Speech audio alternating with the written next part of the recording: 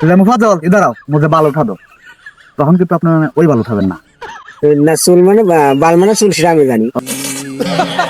আগে মানুষ কি করতো, আগে মানুষ বিদেশ যাওয়ার জন্য দালাল দিত, তাই না? আর এখন দালালাই ধারে ধারে মানুষের আছে, কারণ আমরা বাবা আছি আর কি, মনে করেন ওইরকম তাই তো ওই করতেছি। দিন পাল্টাইছে বলেন নাই, আগে মানুষের দালালের কাছে, দালালাই আপনার মানুষের কাছে আছে।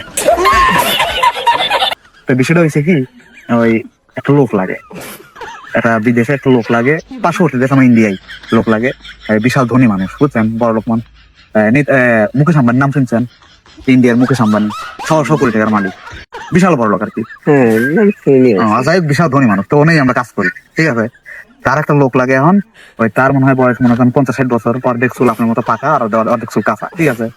সে খালি কাঁচা, খুবই শর্ট, খালি পাকা চুল ওঠে না, কি করা? খালি পাকা চুল ওঠে না, আর কোনো কাজ না, পাকা চুল উঠেনি আর কিচ্ছু না। মানুষের মাথা থেকে। হ্যাঁ, ওই বেতন 50,000। তে হিন্দি টিন্দি পারেন টুকটাক, না, ভাষা তো মনে হয় বাংলা ভাষা ছাড়া আমরা তো টুকটাক বোঝেন না। মানে সমস্যাটা কি, সমস্যা একটু হিন্দি জানা লাগে, ওরা তো আবার বাংলা বোঝে না, ওরা যে হিন্দি কথাটা বোঝেন নাই, হিন্দি একটু বোঝা লাগবে বা একটু জানা লাগবে, হিন্দি কি বোঝেন টুকটাক, না করবেন কিন্তু বোঝেন কি। ওরা প্রশিক্ষণ দেওয়া লাগবে। আচ্ছা আচ্ছা, নর্মালি একটু বোঝেন কিনা, কাজটা এরকম হবে। ধরেন গেলেন আপনি, আপনার নাম কি? আমার নাই, হ্যাঁ, মোহাম্মদ মুফাদ্দল।